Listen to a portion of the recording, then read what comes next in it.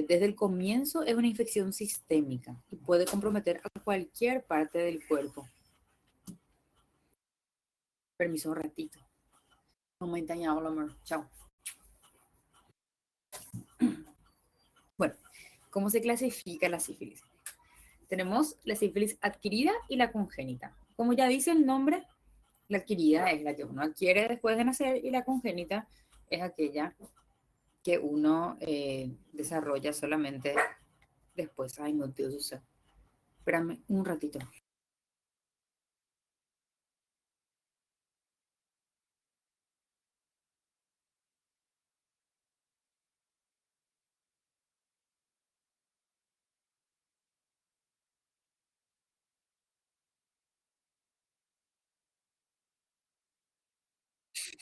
Ya, disculpe.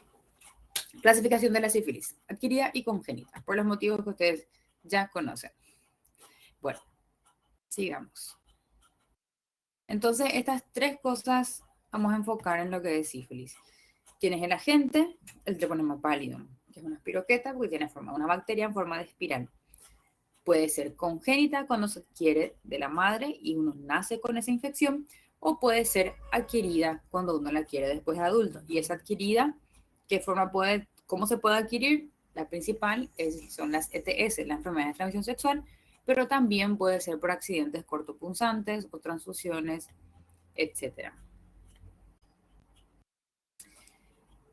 La etiología del agente etiológico es una espiroqueta, el treponema pálido, que es el que vemos aquí en las fotitos. Es el treponema en una visión de campo oscuro.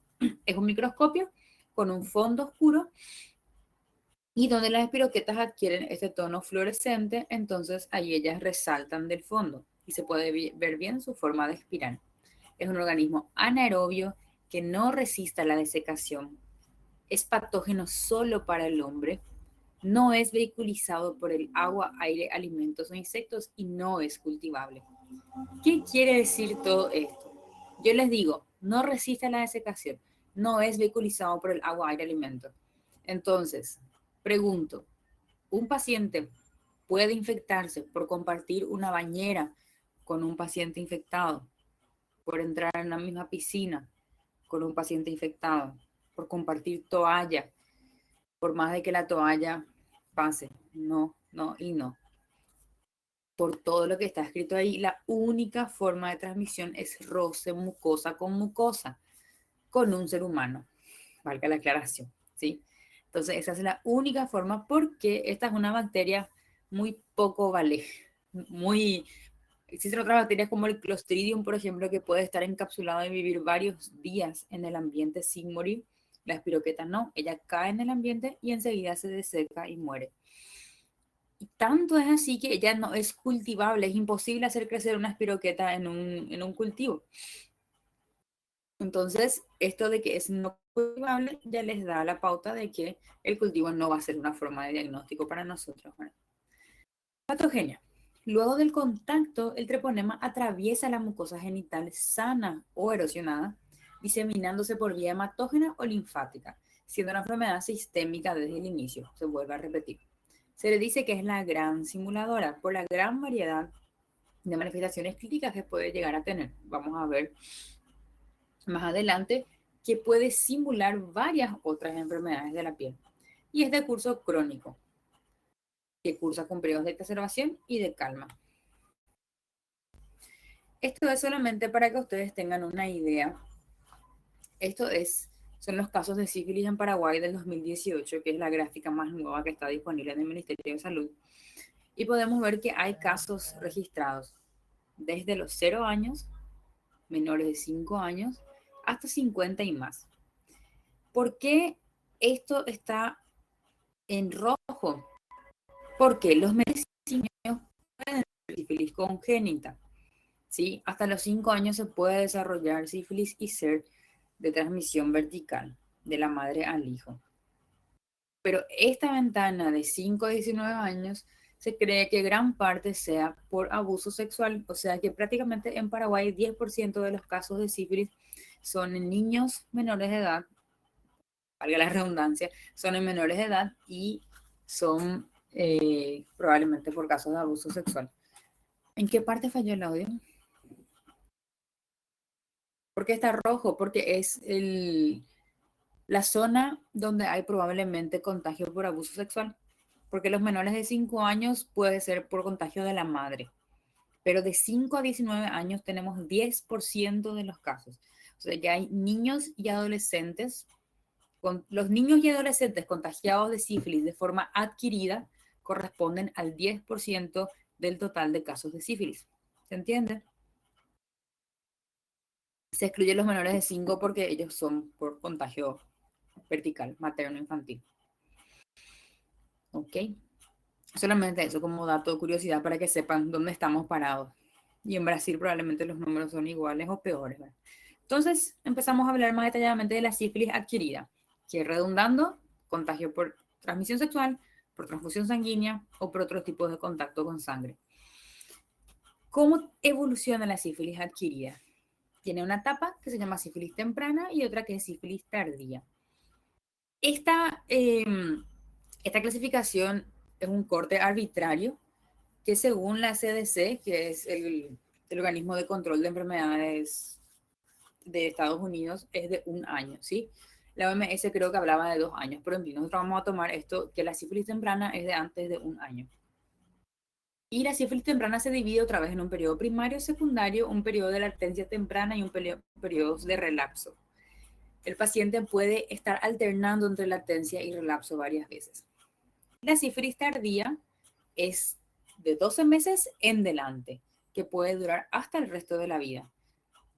Abarca la sífilis tardía benigna, que es 17% de los casos, que son lesiones de poca importancia, lesiones en piel, ganglios y huesos.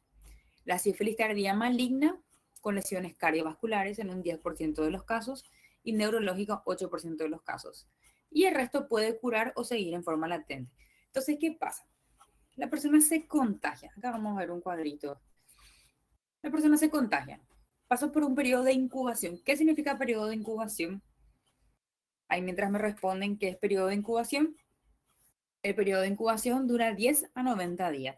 Generalmente 3 semanas es el promedio.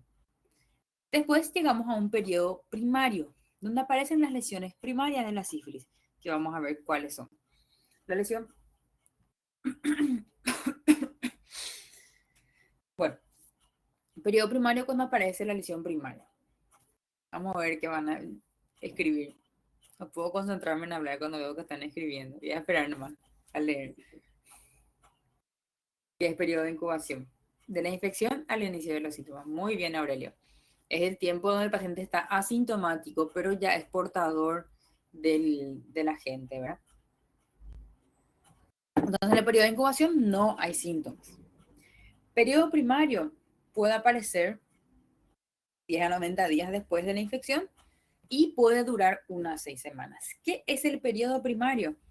Es donde vemos las lesiones primarias, las lesiones que son la puerta de entrada de nuestra bacteria. Entonces, ¿dónde vamos a buscar estas lesiones? ¿Dónde entró la bacteria? Generalmente genitales, pero puede ser también boca, cualquier parte del cuerpo donde haya tenido esta persona contacto con la espiroqueta. Y el periodo secundario ya corresponde a lesiones de, propias de la diseminación del treponema a otras partes del cuerpo. Pasado el periodo secundario, que dura 2 a 10 semanas, llegamos al periodo latente, que es un periodo donde el paciente está sin síntomas. Recuérdense que latencia significa siempre ausencia de síntomas. Entonces, cualquier paciente con sífilis diagnosticada por serología que esté sin síntomas y que se crea que el contagio sea menor a 1 año, es un periodo latente temprano. Paciente sin síntomas, que se cree que el periodo de contagio es mayor de 1 año, es latente tardío. Al fin y al cabo, esta distinción, esta línea roja de menos de 1 año y de más de 1 año, no importa tanto, porque para empezar, luego si está sin síntomas, ¿quién va a saber cuándo se infectó, verdad? Y otra que el tratamiento no varía. Entonces, más tenemos que recordarnos de cada lesión, qué lesión corresponde a cada periodo, antes de memorizar el de 1 año o más de 1 año. Y bueno, y por último se llega al periodo terciario de la sífilis tardía, que también se caracteriza por ciertas lesiones que vamos a ver.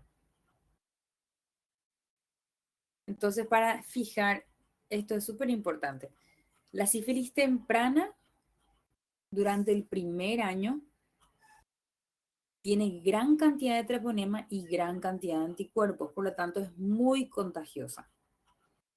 Paciente se contagió, el treponema ingresó por la piel o por las mucosas, se diseminó por todos los ganglios linfáticos, se diseminó por toda la sangre. El paciente está con proliferación bacteriana activa, por lo tanto los test que le hagamos van a ser altamente positivos, porque si hay mucha bacteria, hay mucha reacción inmune y mucha generación de anticuerpos. Tests muy positivos y también la persona muy contagiosa, porque ella va a estar con un alto nivel de bacterias en sangre. Así también esta persona, si es tratada, va a curar con poca o nula secuelas. Las bacterias todavía no tuvieron tiempo de hacer daño suficiente a esta persona como para que ella quede con secuelas. Entonces, la vamos a curar sin secuelas. Y recordando otra vez que la sífilis primaria se divide en sífilis temprana, se divide en primaria, secundaria y latente precoz. La sífilis tardía, pasado el año, ya disminuye la carga de anticuerpos, también disminuye la carga de bacterias. Por lo tanto, la persona se vuelve poco contagiosa, pero ya ahí la enfermedad deja secuelas permanentes. Y esas secuelas pueden ser benignas o malignas. Entonces, la diferenciación: temprana, muy contagiosa, pocas secuelas; tardía, poco contagiosa, muchas secuelas. Ahora vamos a dilucidar bien qué es lo que es la sífilis primaria. Evolución cronológica de las lesiones cutáneas de la sífilis primaria. Todo empieza con una lesión primaria o chancro. También se conoce como chancro de inoculación. ¿Por qué? Porque la bacteria entró a través de esa zona de la piel y entonces se forma y prolifera ahí, formando esta lesión, que vamos a ver en las fotos más adelante. El chancro puede durar aproximadamente 3 semanas y puede curar espontáneamente. Desaparece solito. Luego, a partir de la cuarta semana, aparece una adenopatía inguinal. ¿Qué significa eso? Un ganglio inguinal que está hinchado. A partir de la quinta semana, la adenopatía inguinal puede ser bilateral y la reactividad serológica aparece solamente a las 6 semanas. ¿Qué significa reactividad serológica? Que salga positivo el test de sangre cuando yo le pida. El contagio. ¿Cómo se hace el contagio? La transmisión se produce por contacto directo con la lesión infecciosa, generalmente durante la relación sexual, siempre durante la relación sexual, ¿verdad? La piel y las mucosas son activos participantes desde el inicio de la enfermedad. Quiero ver para poder explicarles mejor. Bueno, vamos a llegar allá. Entonces, periodo de incubación, como les había dicho, 10 a 90 días, promedio de 3 semanas. El periodo de incubación, el paciente ya se infectó, pero todavía no tuvo síntomas. No hay signos ni síntomas de la enfermedad, y la BDRL va a ser negativa. Entonces, pregunto, paciente tuvo relación de riesgo, se fue fin de semana a farrear, se fue a acostarse con no sabe quién, y vino, el sábado se fue de farra y viene el lunes al consultorio y dice: doctora, pedime todos los análisis porque yo quiero saber si me infecté con algo en esta relación que tuvo hace 48 horas con esta persona desconocida. Yo le voy a pedir BDRL a esta persona 48 horas después de su relación de riesgo. ¿Sí o no?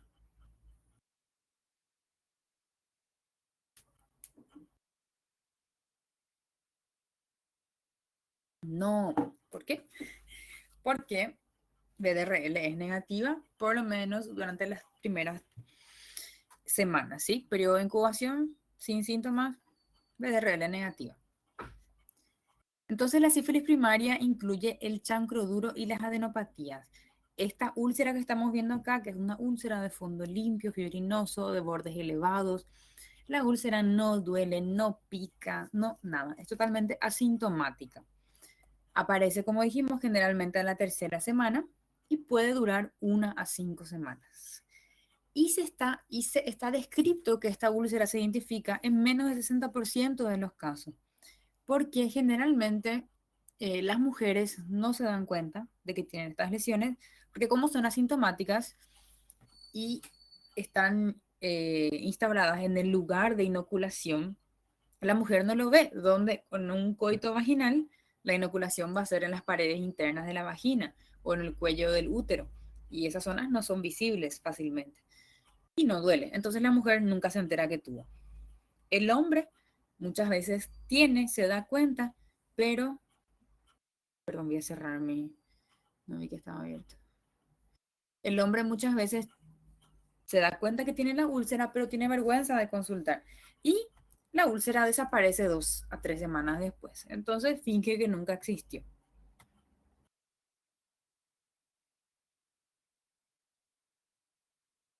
Acá hay otra foto. Esta úlcera puede estar ubicada en el glande o en el cuerpo del pene. Puede ser grande, puede ser pequeña. Acá tenemos otro ejemplo, sí, es una úlcera mínima, es una mínima ulceración. Siempre el fondo es limpio, blanquecino, puede parecer incluso que se excorió, se lastimó, o incluso puede ser como en esta otra foto de aquí, que es una mínima ulceración que está ya en el surco galano prepucial, que está súper escondidito, ¿verdad? Entonces, como ya pueden ver, es muy variable. En la mujer puede estar esta mujer, por ejemplo, tiene una leucorrea de paso y una mínima úlcera allí presente en la cara interna de los labios mayores. Acá tenemos otra úlcera que sí está en la cara externa de los labios mayores, es un poco más visible, pero en la mujer siempre es más difícil de identificar. Y también pueden ser chancros múltiples. Si tuvo relaciones con una persona que estaba contagiada, con una alta carga de bacterias, puede tener más de un punto de inoculación. Entonces, úlcera única, úlceras múltiples, sea úlcera grande, pequeña, chica, siempre tenemos que pensar en sífilis, ¿sí? Entonces, cualquier persona que tenga con cualquier lesión genital, hay que pedir BRL. Incluso decimos que la úlcera de la sífilis no duele, no pica, no arde, pero puede venir el paciente igual con una úlcera muy dolorosa. Esta, por ejemplo, es una úlcera que ya no es igual a las demás.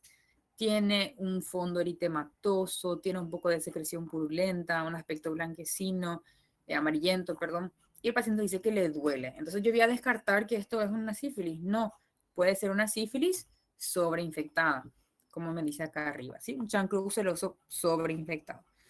Incluso puede generar fisuras con gran destrucción de los tejidos. Entonces, básicamente cualquier tipo de lesión genital puede ser compatible con sífilis. Pero también existe el chancro extragenital.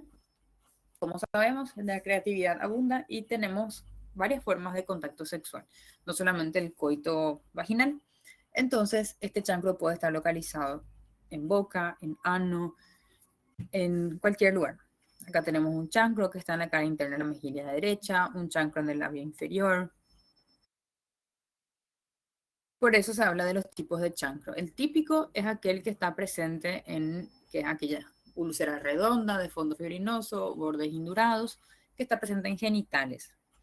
El ausente es de la sífilis decapitada, ya les explico qué es. Los chancros múltiples, cuando el contagio fue de una persona con alta carga bacteriana. El chancro ulceroso es cuando se sobreinfecta. Y el chancro extragenital es cuando está en otra parte del cuerpo. ¿Por qué? ¿Alguien ya escuchó hablar de sífilis decapitada? ¿Saben qué es o a qué se trata?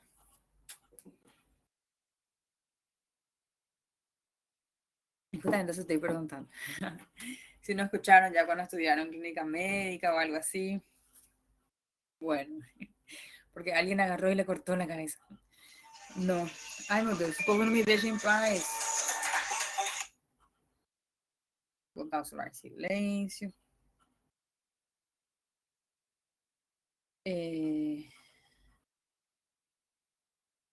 Bom, estábamos decapitadas. ¿Por qué decapitada? Como ya les dije, la, bueno, la sífilis, el treponema pallidum, es una bacteria extremadamente sensible. Ni siquiera consigue crecer en un medio de cultivo. Entonces, muchas veces, cualquier antibiótico que uno consuma puede hacer con que se mueran gran parte de estas bacterias. Entonces, la persona tuvo su contagio y 1 o 2 semanas después del contagio tomó un antibiótico por un dolor de diente, por un dolor de garganta. Entonces, una única dosis de una amplia gama de antibióticos puede hacer con que el treponema no se desarrolle lo suficiente como para generar un chancro, pero sí se desarrolla lo suficiente como para seguir creciendo en los ganglios y generar una sífilis secundaria, ¿entienden? Entonces, o también se le dice sífilis decapitada a cuando, en el caso de las mujeres, y nunca uno se percató de la presencia del chancro. Entonces, ¿qué es sífilis decapitada? Cuando tenemos secundarismo sifilítico sin tener registro o sin tener conocimiento de un chancro de inoculación. ¿Okay? Entonces, la que se llama la sífilis sin chancro o sífilis decapitada. Bueno, las adenomegalias, ¿por qué ocurren? Como les dije, el treponema ingresa por la piel, invade la barrera cutánea o la mucosa, se reproduce ahí en la piel formando el chancro y después viaja a través de los ganglios linfáticos. Por eso que hablamos de adenopatía inguinal, que generalmente ingresa por los genitales y los ganglios que están más cercanos ahí son los inguinales. Estas adenomegalias están presentes en 80% de los casos, aparecen generalmente una semana después del chancro, como les dije, una semana después aparece de un lado y a la semana siguiente ya es bilateral. Estos ganglios, cuando los palpamos, son de consistencia elástica, son móviles, son indoloros, no supurativos y son múltiples. ¿Sí? Son unilaterales al principio y bilaterales después. Y puede ser inguinales o bilaterales. Inguinales o femorales, perdón, me puse a leer lo que me escriban en el privado. ¿Cómo hacemos el diagnóstico? Ya sabemos todo lo que nos puede dar una sífilis primaria. Sífilis primaria que corresponde a la entrada de la bacteria. Todo esto, chancro, adenomegalia, todo corresponde al periodo de invasión de la bacteria. Llegamos y tenemos un paciente en este estadio. ¿Qué pedimos para diagnosticar? Estas son las opciones.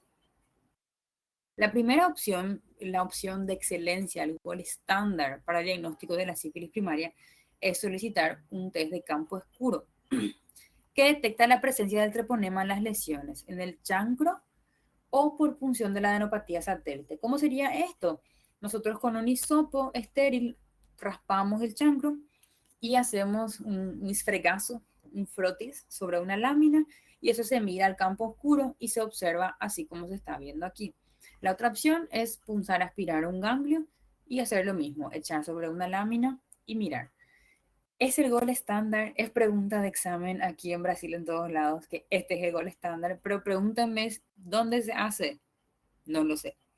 Acá en Paraguay yo nunca vi, yo en todos los laboratorios donde he estado, donde hospitales donde estuve, pregunté en los laboratorios y ningún laboratorio hace ese test de campo oscuro.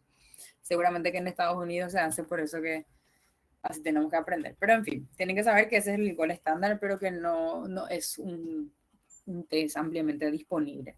De hecho, está indisponible acá. Entonces nos vamos a las otras dos cosas que sí tenemos acá.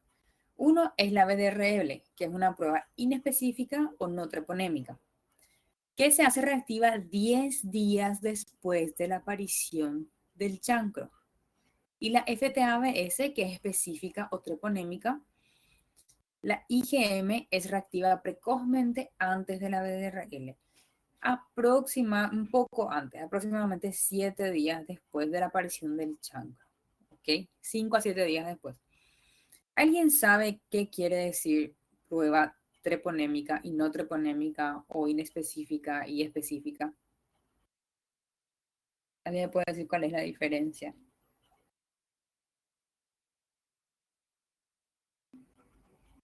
Cinco a 7 días después de la aparición del chancro. No le puse nomás ahí.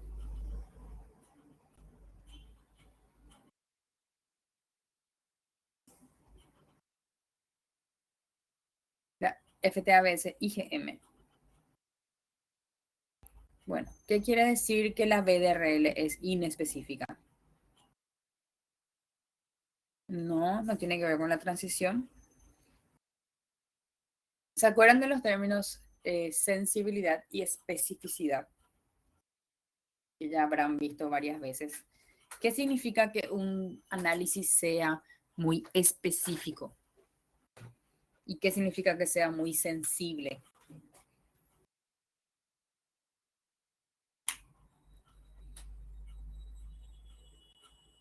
Qual pode ser um falso negativo, Isa? O que é sensível ou o que é específico?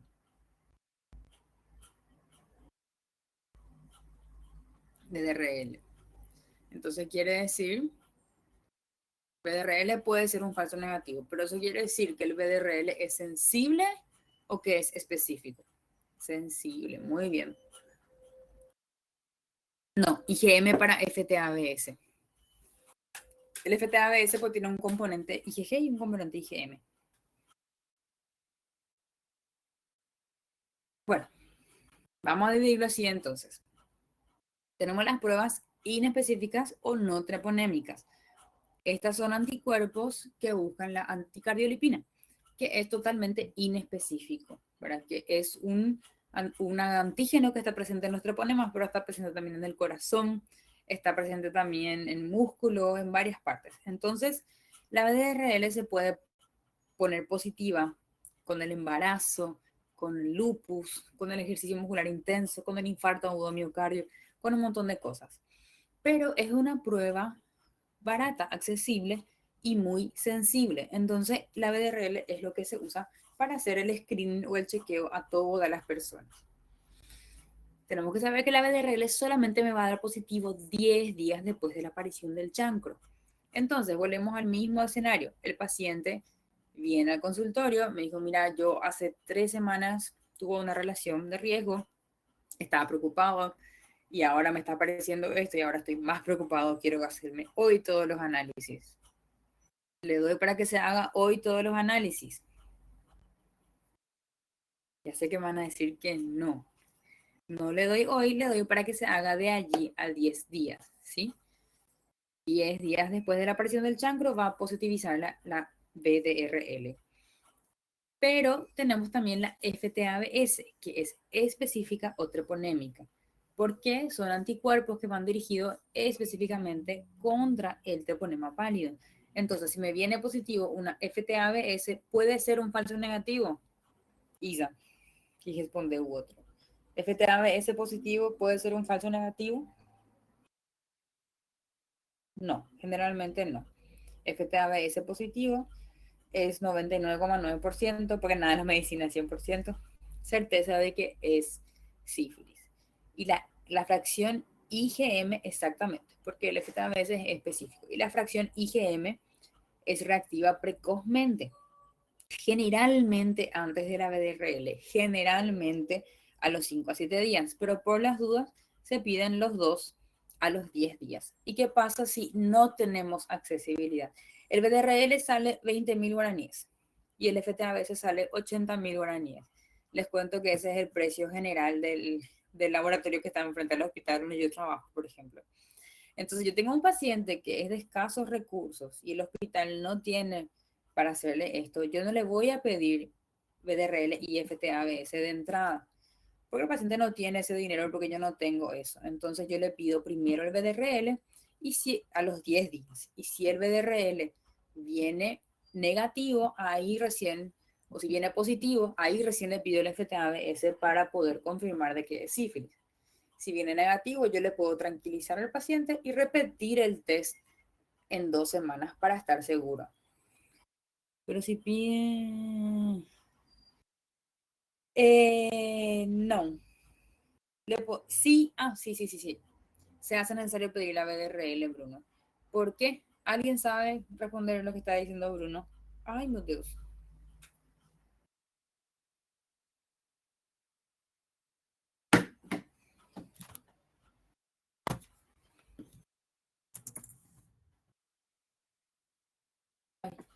No sé qué pasó, pensé que tenía batería, pero se apagó nomás la pantalla de mi computadora. Sí, se hace necesario pedir la BDRL. ¿Alguien sabe cómo se informa la BDRL? ¿Alguien ya vio algún resultado de BDRL? ¿Cómo dice? ¿Dice solamente positivo o negativo o cómo dice?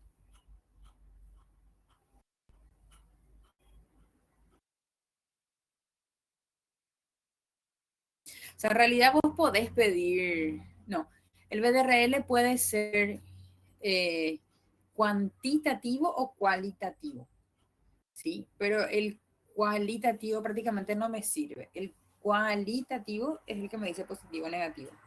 Pero el BDRL que nos sirve es el cuantitativo. El BDRL cuantifica la cantidad de anticuerpos, ¿sí? Entonces, el BDRL se informa así. Positivo,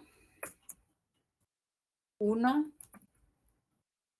dilución. Positivo, dilución 1 en 1, por ejemplo. Así se informa. O siempre es el doble. Positivo, dilución 1 en 2, 1 en 4, 1 en 8. ¿Nunca vieron? Y así se informan, en diluciones se informa el BDRL. Reagente o no reagente sería un informe cualitativo, ¿sí? Que básicamente no se usa más porque no sirve. Lo que se usa es el cuantitativo, que se informa así, en forma de diluciones. Y puede ser hasta una dilución 1 en 160, por ejemplo. Bueno, ¿y por qué les estoy diciendo eso? ¿Por qué esto importa? Porque es lo que se va a usar para el seguimiento del paciente, para ver si el paciente respondió al tratamiento. Yo le hago el diagnóstico en el momento que él tiene una dilución 1 en 160, le hago el tratamiento, que vamos a ver más adelante cuál es, y luego yo tengo que volver a repetir el BDRL al mes para ver si mi dilución bajó de 1 en 160 a 1 en 8, a 1 en 2, a 1 en 1, ¿sí? Si es que la dilución sigue aumentando o si es que no baja, entonces algo anda mal con mi tratamiento. Por eso es importante siempre pedir el BDRL, aunque tenga la FTA, ¿sí, Bruno? Esa es la respuesta.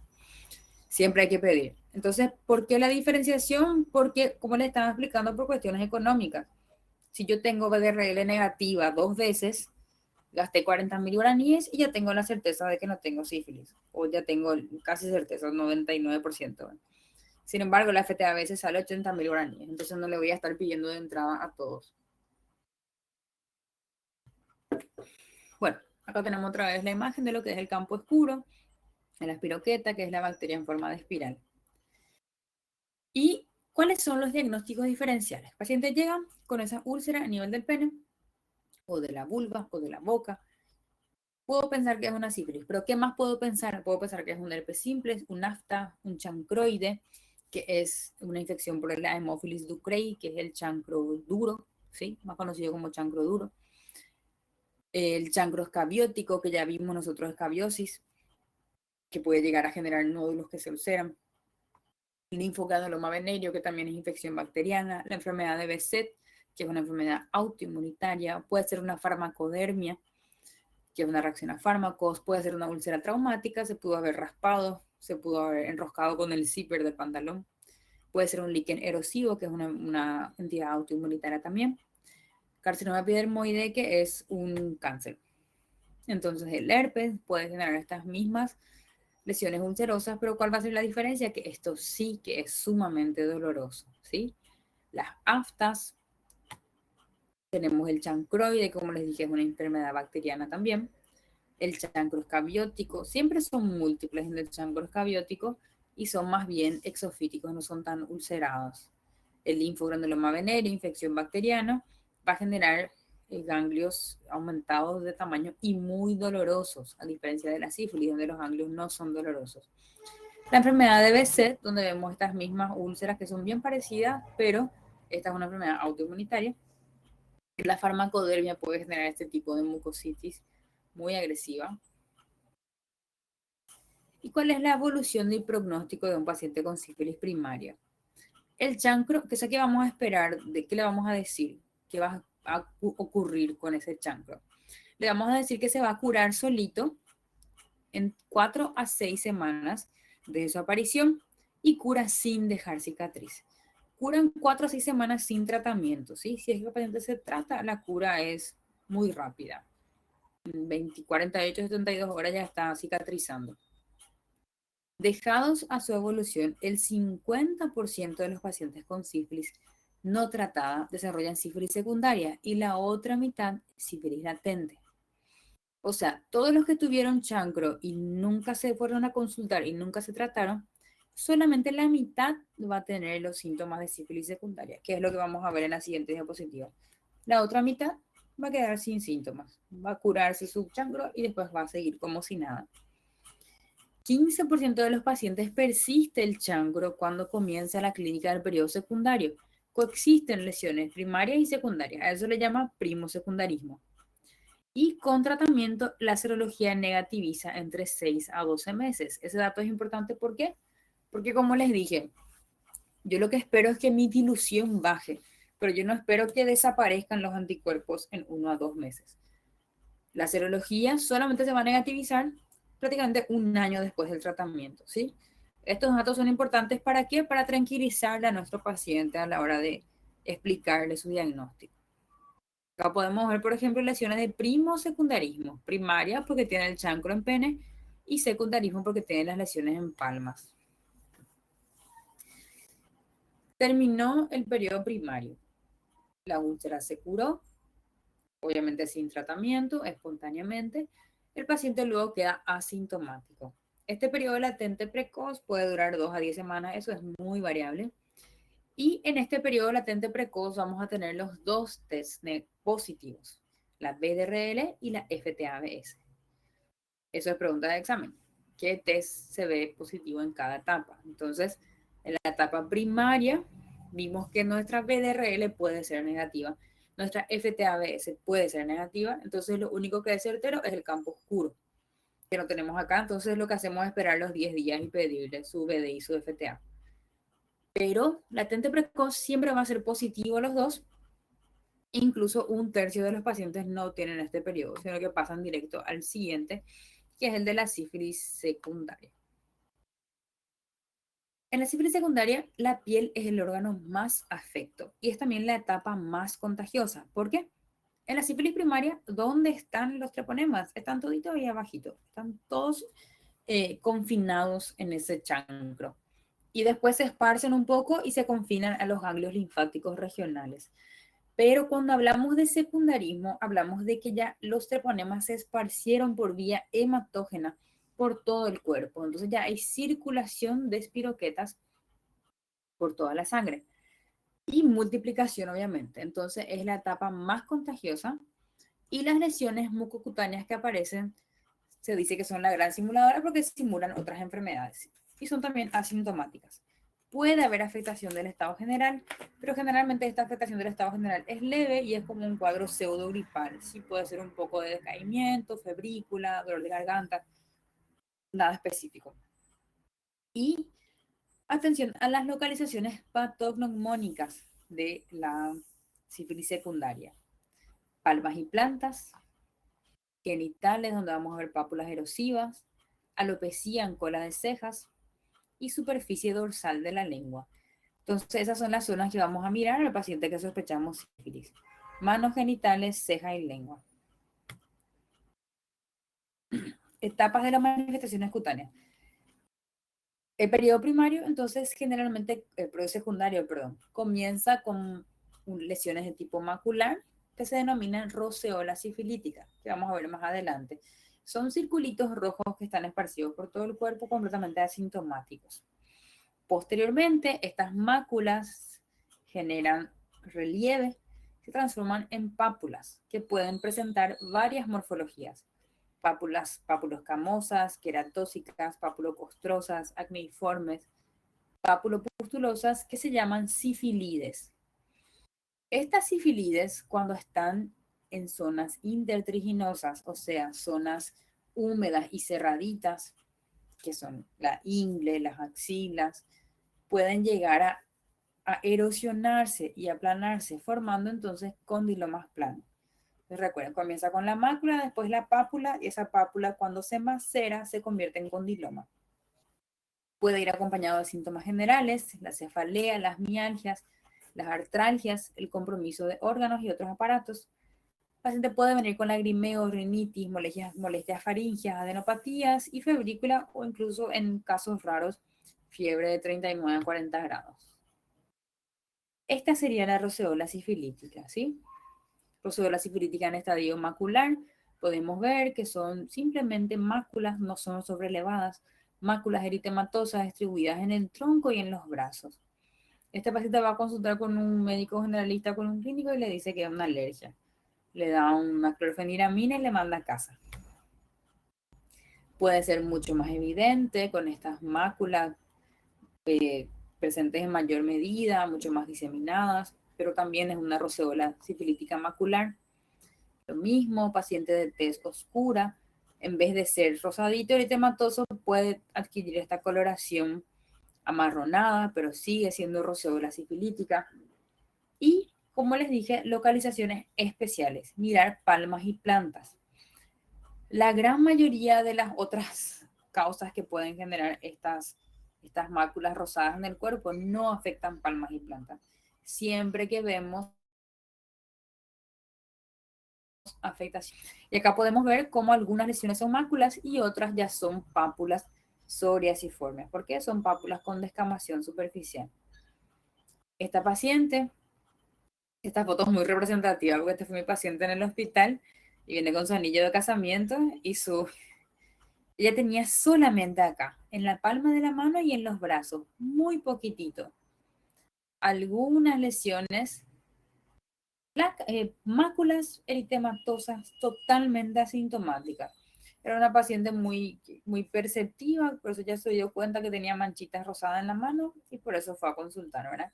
Pero le pido su BDRL positivo, FTABS positivo también. Roceola sifilítica. Entonces, roceola sifilítica es plano, mácula. Una vez que ya se levanta, que ya es gordito, ya se denomina pápula y es la sifilide. Estas pápulas, estas sifilides papulosas, son las lesiones típicas del secundarismo. Se localizan más frecuentemente en tronco, raíz de miembro, base del cuello, que forman una distribución que se denomina collar de Venus. Pueden estar en palmas, plantas, en frente, en zona de implantación del cabello, formando lo que se llama corona venérea. Y son siempre asintomáticas. Acá podemos ver un paciente, ya viste, ya no son lesiones planas como las demás, ya son lesiones sobrelevadas. En esta foto se nota bien que las lesiones son bien sobrelevadas, ¿sí? Distribuidas por todo el tronco, también pueden estar acá en el cuello o en la cara, en la cabeza. Y también siguen estando presentes en palmas y plantas. Vieron como la de mi paciente, por ejemplo, era planito y esto ya es sobrelevado. Acá todavía hay algunas planitas y acá ya se sobrelevan, ¿sí? Entonces son estadios. Inicia como mácula y luego se sobreleva formando la sifilides, lesión característica del periodo secundario. Sifilides presentes en palmas de manos y en plantas de pies. ¿Ok? Que pueden ser pápulas con esa descamación fina. También son sifilides. Estos ya son, como están en zonas húmedas, son sifilides que empiezan a macerarse y ya van a constituir lo que ya conocemos como condilomas. Los condilomas planos son las lesiones más infecciosas del secundarismo. Bueno, valga la aclaración de que cada una de estas lesiones es llena de bacterias, ¿sí? ¿Por qué se producen estas lesiones? Porque hay diseminación de bacterias por la sangre. Hay bacterias circulando everywhere. Entonces, estas bacterias se implantan en la piel y generan estas lesiones. Son lesiones infecciosas. Uno se puede infectar si entra en contacto. Si mi piel rasguñada entra en contacto con estas lesiones íntimamente, se puede llegar a conseguir un contagio también. Bueno, y cuando están en zonas de maceración, estas pápulas se ulceran y eso hace con que la persona que esté en contacto esté más expuesta aún a las espiroquetas. Entonces, las lesiones más contagiosas de la sífilis son los condilomas planos, no son ni tampoco los chancros, ¿sí? Otra cosa que también puede ocurrir en el secundarismo luético es la alopecia. Por afectación papulosa en el cuero cabelludo, tiene un patrón de parches difuso o ambos, los bordes apolillados, o sea que no son placas de límites netos. Son placas que tienen los bordes como comí, parece que un ratón le comió, de a poquito. Puede afectar otras partes, aparte del cuero cabelludo, puede afectar pelos, cejas, barba Y existe una forma difusa, o sea, puede ser así en forma de varias placas irregulares, o puede haber una forma difusa que es por la propia sífilis o un efluvio telógeno secundario a la sífilis, que sería una caída de cabello por estrés que ocurre al enterarse del diagnóstico, por ejemplo. Entonces acá tenemos un nombre y se me corrió el parche de sus ojos, pero no le van a reconocer igual. Que acudió a consultar por estas zonas de alopecia a nivel de su barba y finalmente tuvo BDRL y FTABS positivo. Conclusión, cualquier paciente que viene a consultar por caída de cabello tiene que pedirse BDRL o caída de barba. Manifestaciones mucosas. También la lengua puede presentar áreas de papiladas o incluso úlceras, placas exulceradas cubiertas por una membrana amarillenta o grisácea. También son lesiones muy contagiosas. Entonces las sífilides opalinas son los que se encuentran en la lengua y esta inflamación generalizada de la lengua del paciente sifilítico se conoce como glositis sifilítica. Otras manifestaciones del secundarismo pueden ser manifestaciones del sistema nervioso central, oftalmológicas, renales, hepáticas, hematológicas, ungueales, auditivas. ¿Por qué puede afectar todo esto? Recordando que las bacterias están recorriendo la sangre y pueden implantarse en cualquier órgano del cuerpo y generan una inflamación local, pudiendo afectar cualquier órgano de la economía. La sífilis secundaria puede durar 2 a 6 semanas. ¿Y cómo hacemos el diagnóstico? Hacemos el diagnóstico con la BDRL, que siempre va a ser positiva, mínimamente reactiva, dilución 1 en 8, o sea, dilución 1 en 2, 1 en 4 puede ser allá en el chancro, pero a partir de la secundaria siempre va a ser 1,8 para arriba. Y la FTABS siempre va a ser reactiva. Lo que vamos a buscar es la IgM. BDRL, si viene negativo, puede ser un falso negativo por un fenómeno de Prosona, que es un fenómeno que ocurre in vitro a nivel laboratorio, ¿sí? Donde se neutralizan los anticuerpos. Y pueden haber también falsos positivos, pero ojo, los falsos positivos generalmente no son mayores a 1 en 8. Yo pido una BDRL y viene una dilución positiva 1 en 64, es sífilis. Las otras causas de BDRL positivo generalmente son diluciones bajas, no mayores a 1 en 8. ¿Cuándo puede haber un falso positivo? Cuando es primer día del nacimiento, cuando hay cuadros febriles agudos, cuando uno recibió una vacuna, cuando está embarazada, cuando hay adicción a drogas, colagenopatías, en la lepra incluso, en las leucemias, en las crioglobulinemias, en las anemias y en las diabetes. En las diabetes, no, tipo 1 y tipo 2. ¿Cuáles son los diagnósticos diferenciales? El paciente viene con todas esas máculas eritematosas, pápulas. Puede ser un exantema febril, ¿sí? El exantema roseoliforme se llama justamente porque le parece a la roseola. Es muy común en niños principalmente después de infecciones respiratorias agudas. Hay farmacodermias de tipo exantemática que también pueden simular esto. Existe otra entidad que es la pitiriasis rosada de Gilbert, que vamos a ver más adelante, que la puede simular también. Psoriasis, pápulas erosivas del área del pañal, en el caso de los niños, o condilomas acuminados virales, que son las verrugas por herpes cuando se encuentran en zonas intertriginosas. Ya tenemos un ejemplo. Esta es una pitiriasis rosada. Díganme si no se le parece a la sífilis. Sí, múltiples máculas, placas, en realidad, eritematosis descamativas a nivel de la espalda en un adulto joven, asintomáticas. Esto es una reacción idiopática probable mediada por complejos inmunes que aparece después de cuadros infecciosos. Totalmente benigna y de cura espontánea. Esto también es una pitiriasis rosada. Farmacodermias. Esta es una farmacodermia de tipo eritema multiforme mayor. Como pueden ver que acá hay como un aspecto de diana, ¿sí? De tiro en blanco. Es rojito, blanco y en el medio rojito otra vez. y hay afectación de cuerpo y de mucosas. Entonces reacciona a fármacos, alopecia areata, que es una caída de cabello, una enfermedad autoinmunitaria, hay destrucción de los bulbos pilosos, condilomas acuminados, que son de etiología viral, herpes virus. Entonces, todo esto que vimos recién son diagnósticos diferenciales de formas secundarias de la sífilis. Cuanto a su evolución y pronóstico, sin tratamiento, la sífilis secundaria cura espontáneamente, cura solita en 1 a 3 meses. Y luego que se cura pasa a la sífilis latente precoz, o sea, paciente asintomático con menos de 1 año de evolución de la enfermedad.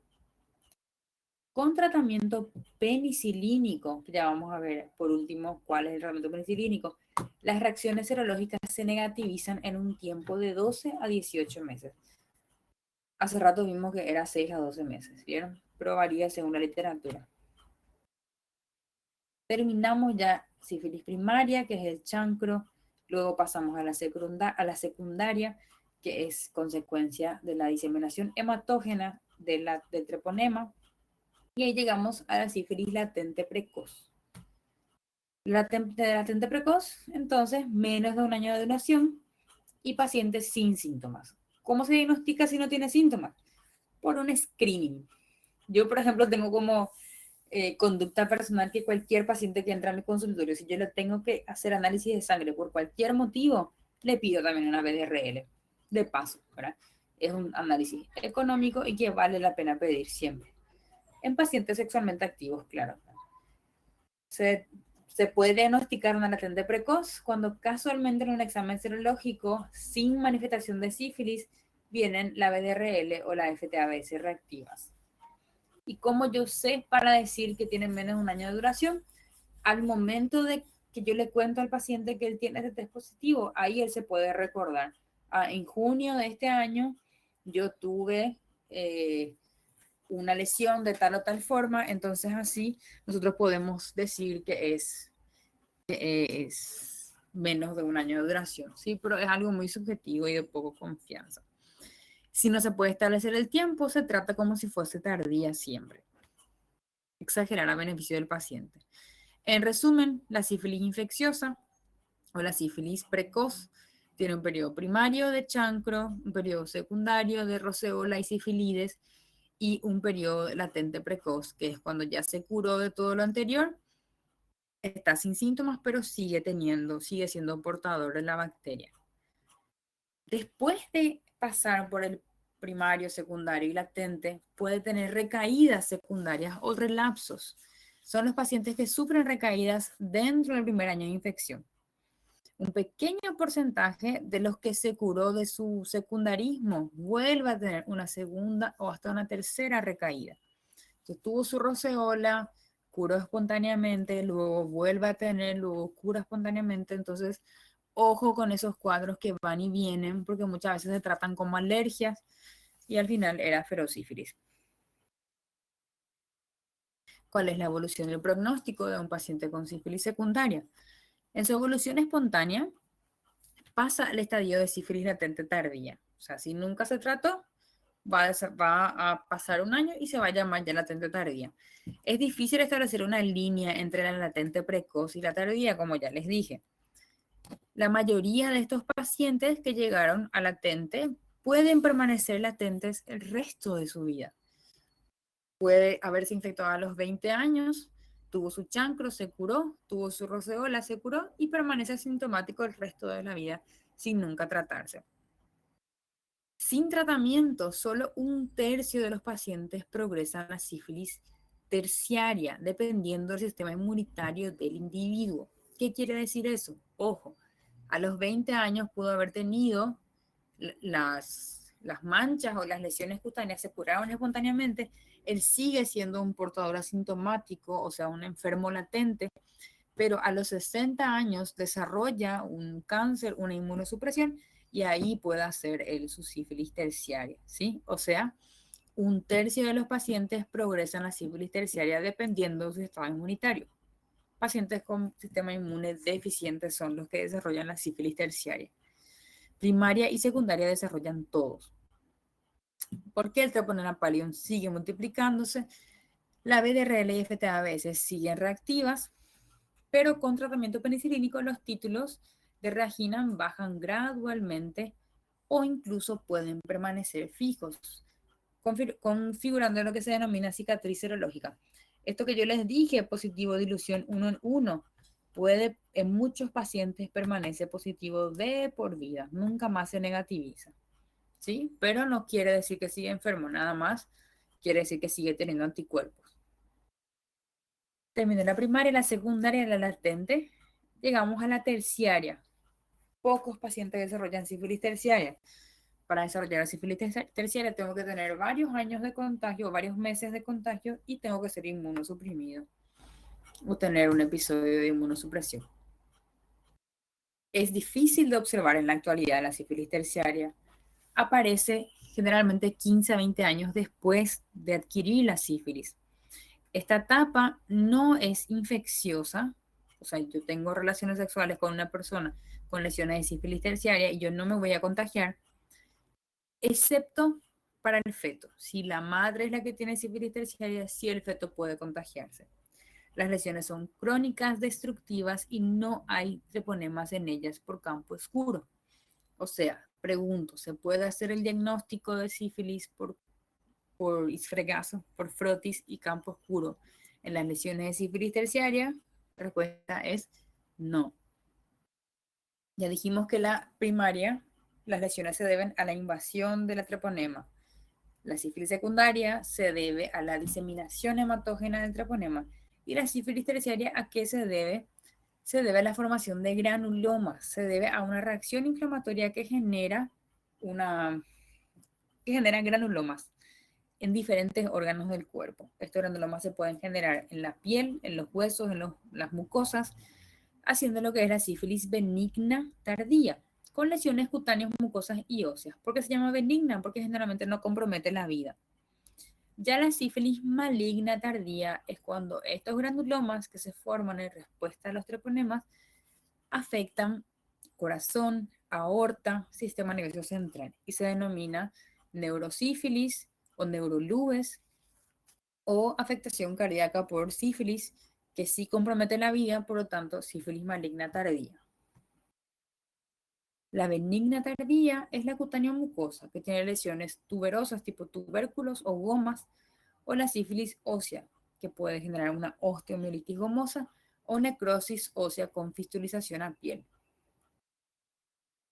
Las lesiones tuberosas son estas, como vimos, son tubérculos que pueden ser únicos o conglomerados. Acá tenemos una goma, que es un nódulo que se reblandece y exuda espontáneamente. Tenemos otra goma, acá podemos ver uno enterito, y acá podemos ver uno que ya eliminó todo su contenido. ¿Cuál es el diagnóstico diferencial cuando vemos este tipo de lesiones? Puede ser una tuberculosis cutánea, puede ser lepra, puede ser leishmaniasis, micosis profunda, tipo esporotricosis, que ya dimos, puede ser un carcinoma vasocelular, que vamos a ver más adelante, o una piodermitis vegetante. La maligna tardía, no vamos a adentrarnos mucho porque no es nuestra área en dermatología, ¿verdad? Pero sí ya dijimos que puede ser cardiovascular o neurosífilis. La cardiovascular es cuando se forman esta reacción granulomatosa en la aorta, genera una aortitis, puede generar aneurisma, rotura de aneurisma, insuficiencia aórtica. Y la neurosífilis, que puede ser la invasión y formación de granulomas sin síntomas, que es neurosífilis asintomática. Entonces, ¿cómo yo diagnostico si es asintomática? Porque yo sabía que el paciente era inmunosuprimido, entonces le hice una punción lumbar solamente para estudio y me viene positivo la VDRL en mi líquido cefalorraquídeo, entonces es una neurosífilis asintomática. También puede ser obviamente sintomática, generando síntomas de meningitis, obliterando vasos meningios, entonces puede simular una meningitis, puede simular una CB. Esto cuando afecta a las meninges o los vasos. Y cuando afecta el parénquima mismo, puede destruir células nerviosas y generando TAVES y parálisis general progresiva, que son síntomas que podrían simular una CB también. Diagnóstico de sífilis en la etapa terciaria, ya escapa la dermatología, pero también se hace con VDRL y FTABS. La FTABS siempre está positiva y va a estar positiva de por vida. La VDRL generalmente es reactiva, pero existe una pequeña posibilidad de que ya no sea reactiva, porque la persona ya tiene poca posibilidad de producción de anticuerpos. El diagnóstico también se puede basar en la biopsia de las lesiones, en la punción lumbar, que se hace principalmente cuando son casos de pacientes con VIH y casos de sífilis congénita. Y también se puede hacer tratamiento de pruebas. Si las lesiones retroceden con penicilina, entonces tenemos una confirmación diagnóstica. Acá un resumencito de los periodos clínicos de la sífilis que van a leer ustedes. No da el tiempo, no voy a leer más ahora. Y pasamos ya al tratamiento. Que esto es lo más importante. Esto siempre es de pregunta de examen de reválida. Siempre, siempre. Y también en nuestro examen. Pero ojo, les cuento que este esquema de tratamiento varía según cada lugar. ¿Sí? Las vías brasileras son distintas a las paraguayas, pero todos estamos de acuerdo con una cosa. Sífilis se trata con penicilina benzatínica. Y cuando hablamos de sífilis congénita o neurosífilis, hablamos de penicilina G sódica. ¿Por qué? Y por qué simple motivo, porque la benzatínica no pasa la barrera hematoencefálica y la G sódica sí. Entonces, cuando yo tengo la necesidad de que mi antibiótico llegue al cerebro, tengo que usar la G sódica. Cuando no tengo esa necesidad, uso la benzatínica porque es más fácil, más disponible, más barata y de más fácil aplicación. Ahora las dosis es lo que varían según cada guía, ¿sí? Acá en Paraguay, sífilis primaria es penicilina benzatínica, 2.400.000 unidades intramuscular, una dosis. Con una inyección le podemos curar al paciente y librarle de todo esto que vimos, ¿sí? Una dosis intramuscular de penicilina. Si tenemos la forma secundaria o la latente precoz, se hacen 3 dosis, una vez a la semana. Quiere decir que si le hago hoy viernes, le repito el siguiente viernes y luego el siguiente viernes y así completo 3 dosis. Por lo general siempre le hacemos 3 dosis a todos, porque es difícil que veamos el chancro. Muchas veces lo que vemos es sífilis secundario latente. ¿Qué hago si el paciente es alérgico a la penicilina? Existen las opciones de dar fármacos alternativos. Doxiciclina, tetraciclina, ceftriaxona, citromicina. Esto podemos revisar el día que querramos, pero es importante saber que no en embarazadas. En embarazadas se tiene que hacer la penicilina. Se desensibiliza la embarazada, se hace todo lo que se tenga que hacer, pero la embarazada con sífilis debe tratarse con penicilina en 100% de los casos, porque eso es lo único que asegura que el bebé no vaya a tener signos y síntomas de sífilis. La tardía se trata de la misma forma, 2.403.000 dosis, por eso que como les dije no hace diferencia si es latente precoz o latente tardía, porque el tratamiento es el mismo. Sí cambia cuando hay neurosífilis, porque ahí se cambia de remedio y pasamos a la penicilina G sódica, que va a recibir 12 a 24 millones según kilopeso por día, por 10 a 14 días. Si es la congénita, también se hace la misma penicilina por 10 a 14 días. Y cuando tenemos sífilis en pacientes VIH, si es precoz primaria y secundaria, se usa el mismo régimen. Y si hay alteración del SR, se trata como neurosífilis siempre. ¿Cómo hacemos el seguimiento post-tratamiento? Acá está la pregunta de Bruno que me había preguntado. ¿Por qué pedimos la VDRL? Porque es lo que nos va a servir para el seguimiento. VDRL se repite al mes de la penicilina. Le hice una dosis de penicilina.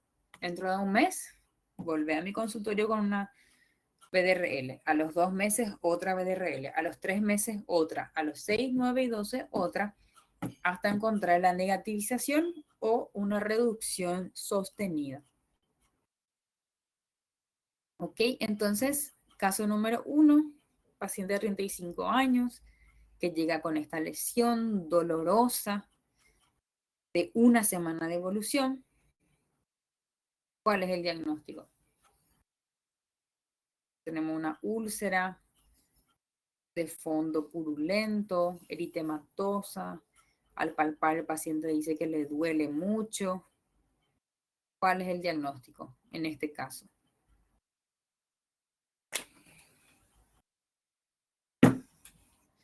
¿Por qué herpes? Estamos dando clase de sífilis. No, pero está bien, justifique. Porque doy, muy bien. El chancro sifilítico generalmente no duele. Pero yo le pedí BDRL y vino positivo. ¿Por qué le dolía? Hace rato vimos allá enfrente. ¿Cómo se llama eso?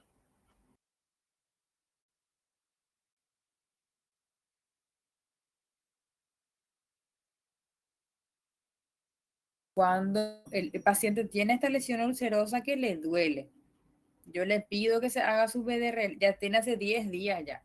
Por eso le pedí BDRL. Vino positivo la BDRL. Entonces, ¿cuál es el diagnóstico?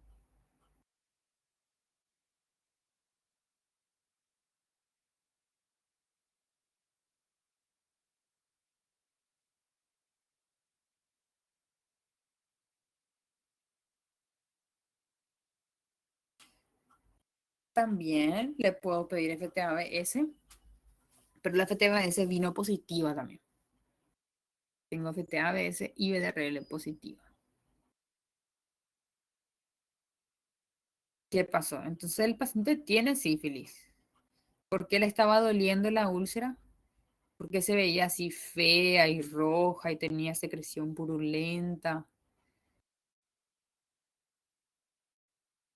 ¿Por qué? Sobreinfección. Muito bem, Isa. Eso, porque es un chancro sifilítico sobreinfectado. Muy bien, perfecto. Ese es nuestro diagnóstico. Chancro ulceroso o chancro sifilítico ulcerado. Entonces, ¿cómo le vamos a tratar? ¿Qué tratamiento le damos a este paciente con su sífilis primaria? ¿Cómo se trata la sífilis primaria? Penicilina. ¿Cuántas dosis? Penicilina, ¿cuál penicilina? Para empezar. Una dosis. Penicilina benzatínica, una dosis. Perfecto, ya cómo atienden la clase estos chicos, qué alegría. Primaria, entonces, penicilina benzatínica, 2.400.000 dosis única. Segundo caso, mujer de 38 años que acude con estas lesiones tipo mácula, algunas ya son pápulas eritematosas, diseminadas en tronco, brazos, totalmente asintomáticas. Ella no sentía nada, ella solamente vino porque era feo, porque su vecina le dijo que era muy feo, entonces ella vino a ver qué le pasaba. Entonces le revisamos y vemos que tiene palmas y plantas afectadas. ¿Cuál es el diagnóstico de esta paciente? Sospecha diagnóstica. ¿Qué vamos a sospechar?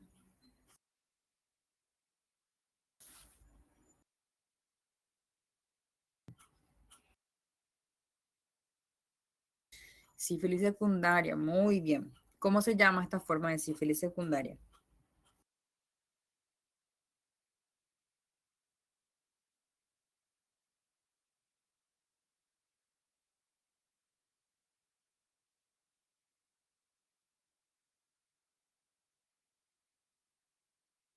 ¿Cómo se llama?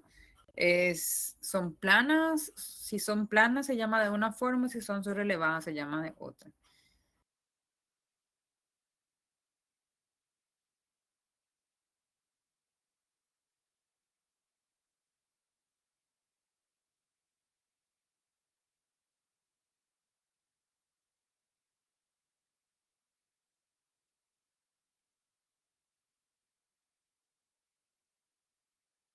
Roceola, muy bien. Isa va a ser dermatóloga, parece.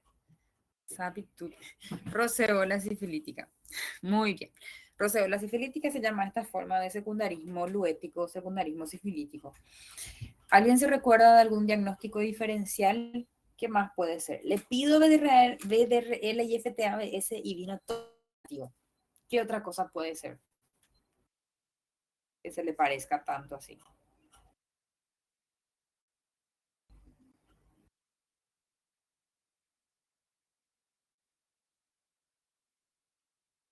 Pitiriasis rosada. Muy bien, Bruno. Muy bien, pitiriasis. Difícilmente el zóster, no. El zóster va a seguir un dermatoma, ¿sí? El zóster siempre sigue un dermatoma. Y esto es muy diseminado. Le hago levantar a mão, a propósito, sem querer. Pode falar.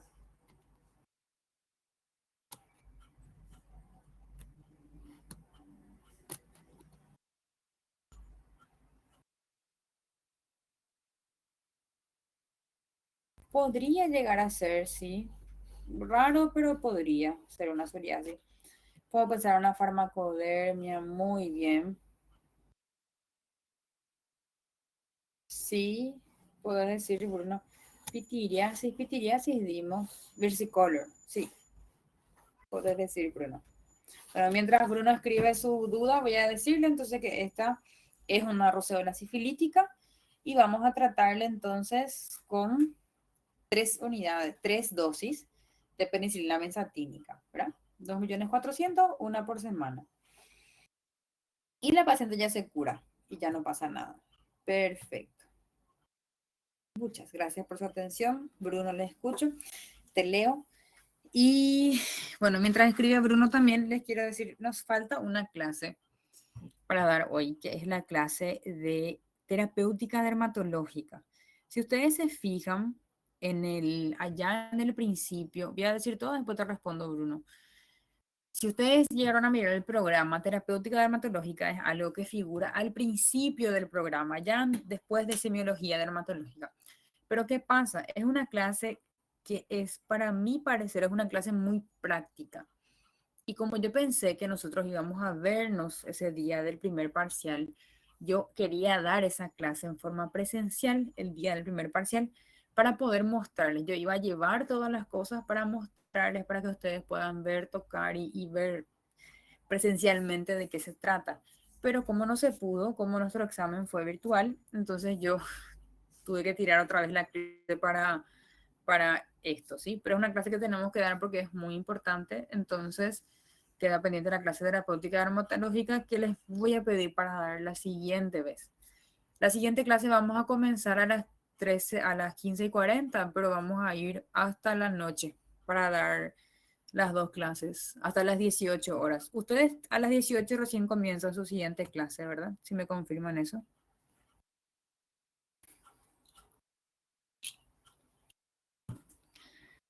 Eh, sí, Bruno.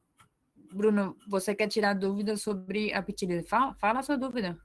Hay una cuestión sobre la característica de ella. ¿Y cuál es su cuestionamiento sobre esa pregunta? Presentar máculas de diversos tamaños de color variable, lesiones tipo placas con descamación de Bresnier, lesiones ampollares. No, Bruno, porque no son máculas. La pitiriasis versicolor siempre es placa. ¿Por qué? Porque es algo que se sienta a la palpación. Ese era el error de ese uno, de la respuesta uno, que no son máculas, son placas de diversos tamaños, de color variables, pero son placas. ¿Ok? Por eso esa pregunta no está bien. ¿Quién me dijo para mirar el chat? Juliana. Ojo en mensaje. No entendí, Juliana. Ah, tá. Agora vi ali. Peraí. Ah, ok, ok. Te mando, Juliana. Eu não faço chamada, eu copio quem está conectado. De fato, eu vou copiar agora. Os que estão conectados, tem 39 pessoas conectadas. Guardar nombres de usuarios. Signo de Besnier. Hizo. Bueno, estamos entonces por hoy, ¿sí? ¿Me confirman a qué hora comienza la siguiente clase de ustedes?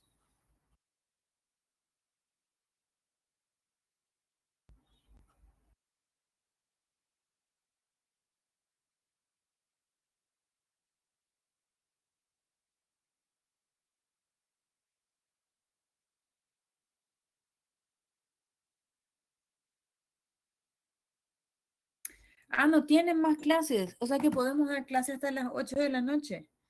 Qué lindo. Me encanta. Súper. Bueno, y como les había dicho, en la primera clase, si bien el horario de la plataforma, la que algo se tenía uno, en la plataforma sí figura que nuestro horario de inicio es a las 14:30. Ese horario yo no puedo. Yo en la dirección pedí que sea 15:40 mi horario porque ese horario yo consigo llegar del hospital.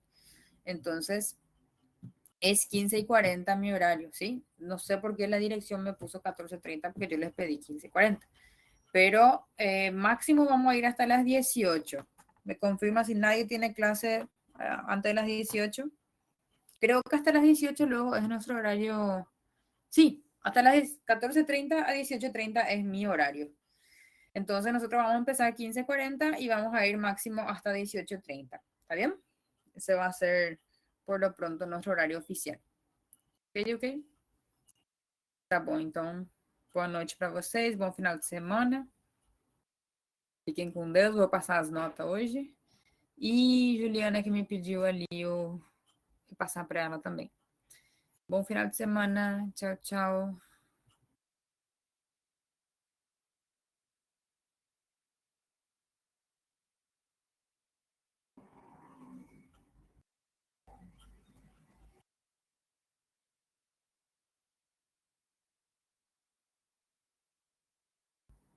You are currently the only person in this conference.